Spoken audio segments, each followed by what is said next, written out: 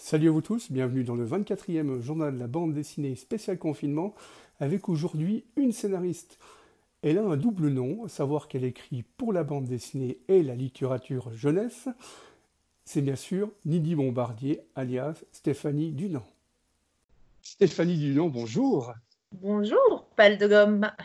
Et c'est vraiment un grand plaisir de venir chez toi, merci beaucoup. Un plaisir de t'accueillir à la maison, dans la montagne. Et comment est-ce que toi, tu vis ce confinement ?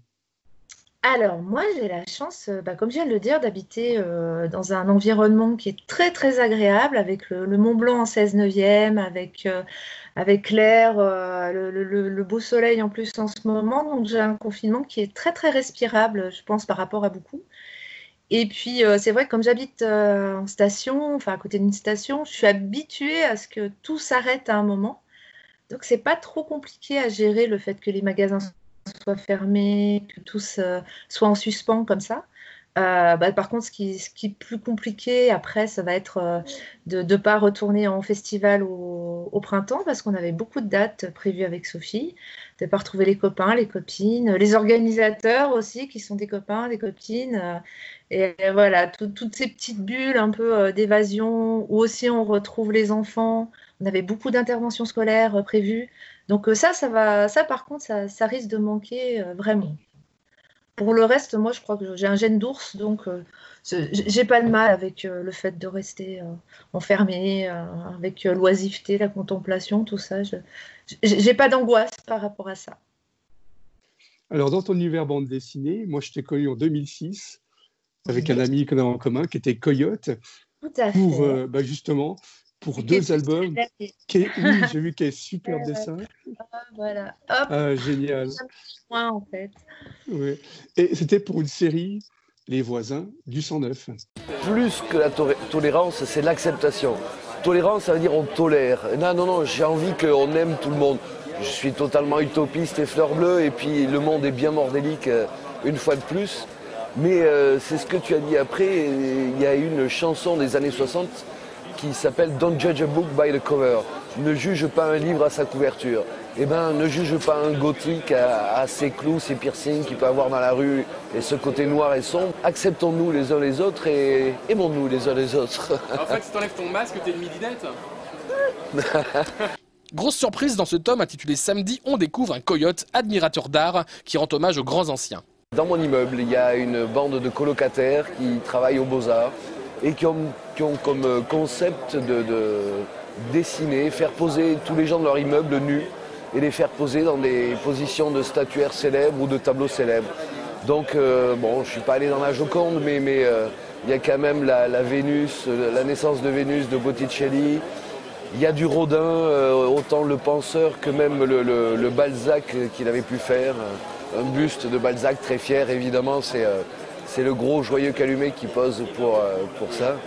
Et puis il y a Madame d'Estrée et sa sœur au bain. Ça ne parle pas beaucoup aux gens, mais si on dit c'est les deux bustes les deux femmes en plan américain, seins nus, et une qui tient le sein de l'autre comme ça.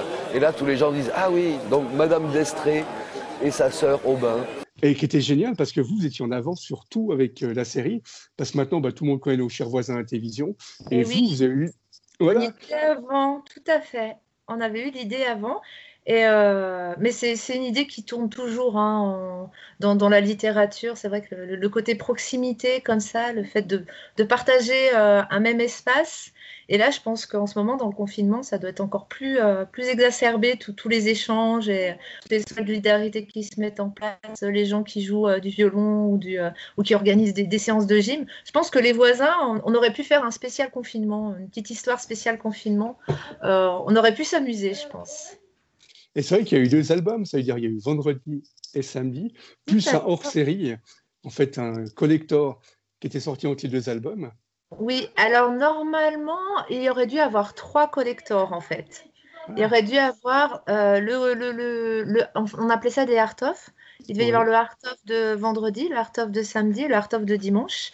Et il y avait des révélations à faire en plus à la fin. Il y avait une grosse, quelque chose à découvrir juste à la fin justement du dernier art-of. Et on aimait bien les penser aussi comme ça, en fait, les albums. Ça devait être quelque chose de complet, vraiment. Ça devait être 3 albums, ça devait être un week-end. Et puis, on avait l'habitude de dire que c'était le week-end le plus long de notre vie. Et puis, bah, Ah, oui. finalement, Ouais. c'est un week-end qui se finira pas. Mais en même temps, ce qui était magnifique dans cet album, c'est qu'en même temps, on vivait comme dans les sitcoms, c'est-à-dire on vivait chez les personnes. Il y avait le couple de gothique qui avait le petit hérisson.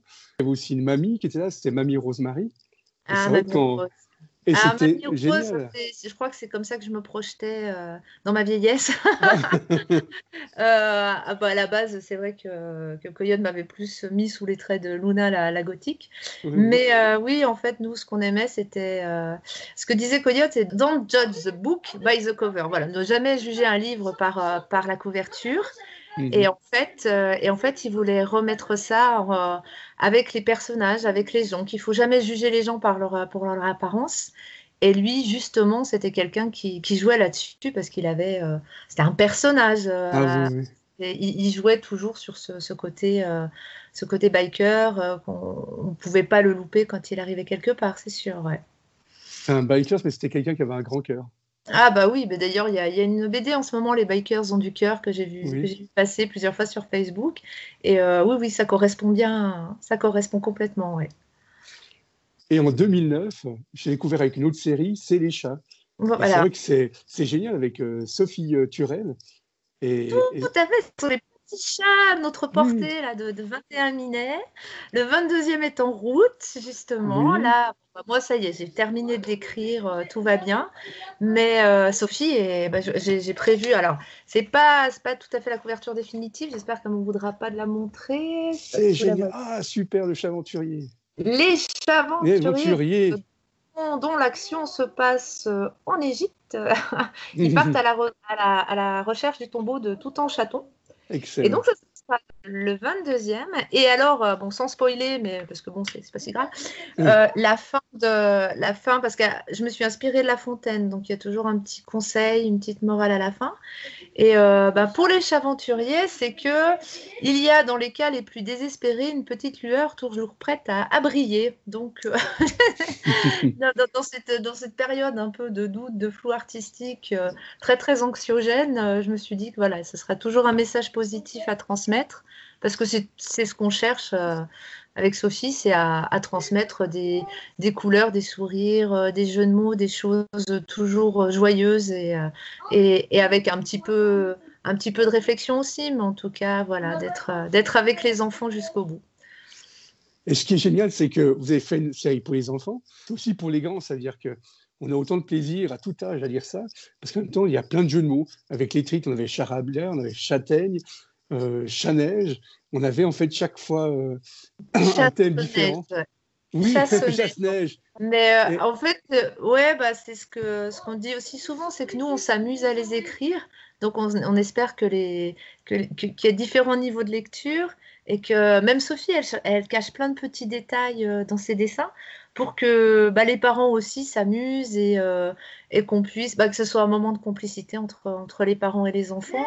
Parce que des fois, souvent, on s'ennuie à lire. Enfin, on s'ennuie pas. Il arrive parfois qu'on s'ennuie mhm. à lire des histoires un peu longues, etc. Et nous, ce qu'on voulait, c'est que les parents prennent plaisir à lire ces petites histoires aussi. Et en même temps, il y a eu 2 albums qui sont en dehors des petits chats pour les enfants, donc vraiment pour les petits à Les- partir de 3 ans. Oui, alors c'est des imagiers cartonnés en fait, parce qu'on Ouais. se rendait compte sur les salons. Nous, on est souvent invités en BD, donc on a de la chance. Voilà, on est dans ce réseau-là et ça nous va bien. Et on voyait que le papa repartait avec sa BD, la maman aussi, si ça lui plaisait. L'ado, il avait sa BD, le plus jeune. Et il n'y a que le petit dans la poussette qui repartait avec rien souvent parce que Mhm. Les parents, des fois, hésitent à acheter un livre, voilà. Et on s'est dit, bah, c'est quand même dommage, et ce serait bien que même le bébé il reparte avec son livre qu'il peut dévorer au sens propre s'il veut, hein. Il peut le mâcher, c'est bon. Mhm. Et voilà, on avait envie que même dans les poussettes, il y ait des bouquins pour repartir des salons, quoi. Et on s'est amusé à faire ça. Mais c'est vrai que c'est magique parce que ça ouvre votre univers du petit au grand, on peut dire ça. Oui, oui, puis alors, ce qui est super avec les chats et les jeux de mots, c'est qu'on n'est pas contrainte ni par un environnement, ni par une époque. On a le samouraï, on a le château fort qui est un chevalier. Bah là, les chats aventuriers partent en Égypte. On fait ce qu'on Oui. veut, en fait. Et ça, c'est quelque chose que j'aime, faire ce que je veux. Ouais. Puis c'est vrai que celui qui est sorti l'année passée, c'était les chapeaux de roue avec les courses de voitures. Oui, oui, Donc oui. c'est vrai que c'est génial. Alors ça vient du fait que il y avait beaucoup quand même de dames ou de papas qui nous disaient oh, vous avez rien sur les voitures parce que moi franchement il adore les voitures. Alors on s'est dit bon qu'à cela nous tienne, il y a sûrement un jeu de mots qui va nous faire arriver sur les rallyes et voilà donc on a trouvé les chapeaux de roue et par contre on a bien fait attention à ce à il y a aussi une minette et un minet. À chaque fois, on essaye de faire en sorte que nos livres soient mixtes. Ça veut dire que voilà, les chapeaux de roue, eh ben, c'est une équipe. Et il n'y a pas que pour les garçons ou que pour les filles. Pareil pour le château fort. Et Ouais. toi, à côté, tu as fait justement les aventures extraordinaires du Perlimpinpin avec David Rath. Ouais, alors ça, c'est un livre que j'aime énormément. Effectivement, on s'est lancé là-dessus. Il se trouve que David Rath est venu un jour en festival ici au Cési et qu'il a été inspiré par les paysages de neige. Ouais. Il m'a montré deux, trois dessins qu'il a fait à cette occasion et il m'a dit est-ce que ça t'inspire quelque chose Et bah oui, forcément, moi ça m'a inspiré. Puis travailler avec David. Et Le Perlimpinpin, c'est un album que j'aime beaucoup, vraiment beaucoup. On s'est bien amusé à le faire et puis il y aurait même une deuxième histoire qui pourrait Ah, exister. Il va y avoir encore des aventures du Perlimpinpin. Ça pourrait être possible. ah c'est cool, un scoop en avance. Mais Après, ça va se faire ou pas, mais en tout cas, il y a une histoire écrite. Moi en fait, j'écris quand j'ai l'inspiration. Je me mets jamais la pression.